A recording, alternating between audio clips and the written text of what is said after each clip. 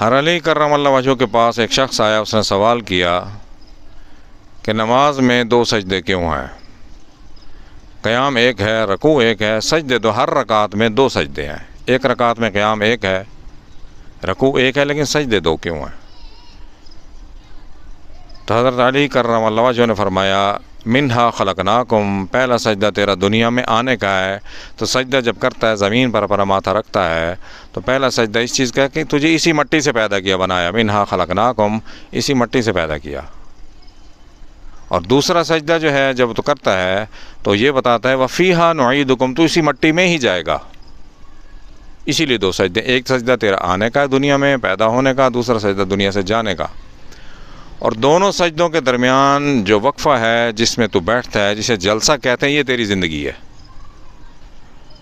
اتنی سی تیری زندگی ہے مختصر سی، اس مختصر سی زندگی میں تو نے آخرت کا سامان جو نہ ختم ہونے والی زندگی ہے، اس کا آخرت کا سامان اسی مختصر زندگی میں تو نے اکٹھا کرنا ہے۔ نبی اکرم صلی اللہ علیہ وسلم حکم ہوا کہ ان سے فرما دیجئے، کہہ دیجئے قل متاع الدنیا قلیل، دنیا کی زندگی، دنیا کے مزے بہت تھوڑے ہیں، والآخرۃ خیر لمن اتقی، تقوی والوں کو تو آخرت چاہیے، جو نہ ختم ہونے والی زندگی ہے۔ تقوی والے جو لوگ ہیں وہ آخرت کی فکر کرتے ہیں۔ آپ آخرت کی فکر کریں، دنیا کی فکر سے اللہ تعالیٰ آپ کو بری کر دیں گے، دنیا کی ذمہ داری اللہ تعالیٰ خود لے لیں گے، آپ آخرت کی فکر کریں۔